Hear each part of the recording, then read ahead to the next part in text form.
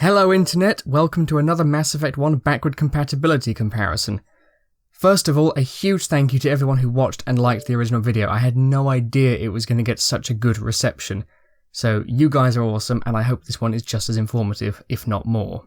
Now when you start an Xbox 360 game, you are treated to the original Xbox 360 logo. And you can even access the original Xbox 360 menu. The only issue I notice with this is that every time you play a game, it defaults notifications to on, but that's easy enough to change. And for those asking, it is actually possible to port your save games over from the 360 to the Xbox One. In fact, that's what I was having to do to make sure I was recording the exact same points of the game in this video. The only issue affecting Mass Effect 1 at present is downloadable content. If you have a save game created on the Xbox 360 with a DLC installed, it will not load on the Xbox One because as far as it's concerned, the DLC is missing. However, Microsoft have already said that DLC will be tackled later on, so I really wouldn't worry. To transfer your saves, you simply upload them to the cloud from the 360, and then the Xbox One can access them. What this does of course mean is that in future, not only will you be able to port your game library to the Xbox One, but you will be able to retain all of your save data as well. And yes, it is possible to unlock achievements while playing the emulated versions on Xbox One. Now first of all, the simple question, how does it run on the Xbox One? Well, it runs perfectly fine. I didn't encounter any glaring issues, any graphical glitches, any audio glitches, it just runs, it works perfectly. But of course, you don't want to hear what it does the same, you want to hear what it does better, and surprisingly, the emulated version of the game does perform better in some areas. Now one of the major differences is loading times. They are faster. Almost every loading screen that I tested on both consoles loads faster on the Xbox One version. Sometimes the difference is negligible, sometimes it's 2, 3, even 4 seconds difference. Now while the loading screens in Mass Effect weren't hugely long, this is still a welcome change. Now I know what you're all thinking, does this mean the elevators arrive faster? Well, no. The elevators are of course hidden loading screens put in by BioWare to make the game more seamless. Unfortunately, they run on set times, meaning no matter how fast the game loads, they will always take the same amount of time to arrive. I compared multiple elevators on both consoles and the timings were exactly the same. So unfortunately, this is pre-programmed and isn't down to performance in any way, so I guess we can't have it all. Now for me personally, the most welcome change is the increased texture loading speed. Mass Effect 1 was infamous for its popping in textures. Sometimes they would take a full 10 seconds to load in. Sometimes the character would be off screen before their textures had even loaded properly if you were unlucky. And while the emulated version doesn't always load them instantly, the results speak for themselves. Where's the Shadow Broker? Where's Fist? They'll be here.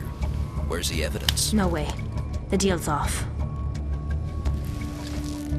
This evidence is irrefutable, Ambassador.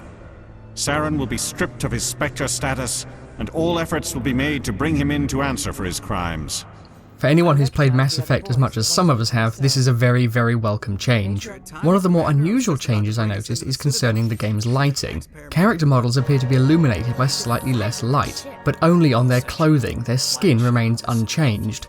At first I thought this was just the dreaded Xbox One Black Crush coming back, but no, it is literally just their clothes and sometimes environment elements. But what's unusual is that Mass Effect 1 did have slightly over-bright characters anyway, so really whether you prefer how it looks now or how it looked originally is down to personal preference. Now a lot of people have been asking about frame rate, particularly in combat or busy areas, with some people reporting that the Xbox One version seemed to run slightly slower in comparison to the 360 version. Now when I compared the two games, I actually found the same thing, and I was surprised because so far the Xbox One version appears to be handling everything just as well as, if not better, than the original. It wasn't until I started looking back at the footage that I actually noticed why this is happening. Have you spotted it yet?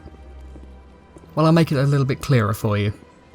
That's right, the 360 version has a truckload of screen tearing. Now the game is very old, and back then we didn't really question this sort of thing, it was commonplace, we didn't really notice it. For those of you who aren't really familiar with screen tearing, it's simply the game loading the top half of the frame before the bottom half of the frame, and displaying them as they're loaded, which creates the illusion of a faster frame rate. But it does mean that if you're moving fast, you get this tearing effect in the middle of the screen. The Xbox One emulated version by comparison loads full frames.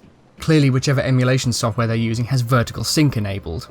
Now again, which of these you prefer is purely down to personal preference. There's no way to change it because of course Mass Effect didn't have a vertical sync enabling or disabling option like some games did. But it is a relief to know it isn't some sort of performance issue and that there is a tangible reason for it. And really, that's about it. There isn't much more to say. The game runs beautifully, if by beautifully you mean pretty much the same as it always did. Load times are down, texture load times are down, and on the whole it's quite an impressive feat considering that in the past, backward compatibility always came with certain issues that we accepted, of course. Just being able to play the game again was good enough for us. So the fact that it runs this well, and in some cases better, is truly a testament to the amount of effort Microsoft appear to have put into this system. Now for all I know, there could be huge issues later in the game that break it and delete your saves and blow your Xbox up. If there are, I will make another video about them, but for the time being, I think everything is pretty good. Now of course this is just one game, other games might perform differently, some might perform better, some might perform worse, we'll have to see. This is the only game on the current list of backward compatible games that I actually own, but if this is indicative of what we can expect, then this really is a treat for long-time Xbox fans. Anyway, thank you so much for watching. I really hope that this has informed you in some way. And if you have any more questions about how the game runs or performs, please leave them in the comments and I will respond to them. I will not be sending out invites to the preview program because if I start doing that, I will just get swamped with them.